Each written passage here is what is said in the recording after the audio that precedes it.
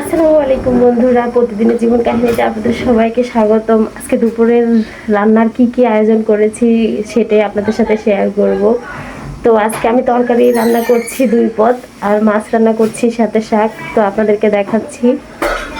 এই তো এখানে মাছ রান্না করছি, তেলাপিয়া মাছ ভাজি করে তারপর রান্না করছি। আর সাথে আছে আজকে একটা মজার খাবার, আলুর শাক। ছোট ছোট চিংড়ি দিয়ে আর তেলাপিয়া মাছের একটা মাথা দিয়ে রান্না করছি। আর আছে সাথে এই তো কদুর শাক ভাজি। অনেক দিন পর কদুর শাক এবার ভাজি করছি, অনেক দিন আসলে খাওয়া হয় না। তো এখানে একটা লোকের থেকে আসলে আমার শাশুড়ি কিনে নিচ্ছে। তো আর আরেকটা তরকারি এই তো চুলার উপর বসানো, এখনো হয় নাই। তো এখানে তেলাপিয়া মাছের মাথা লেজা কষাচ্ছি, ভালো করে কষাইলে তারপর বেগুন তরকারি দিয়ে দিব। এই যে বেগুনগুলো কুটে ধুয়ে পরিষ্কার করে রাখছি, এখন মাছের মাথাগুলো ভালো করে কষালেই তারপরে দিয়ে দিব। তো আজকে আমার দুপুরের আয়োজন হচ্ছে এগুলো। আপনারা কি রান্না করেছেন সবাই আমাকে কমেন্টে জানাবেন।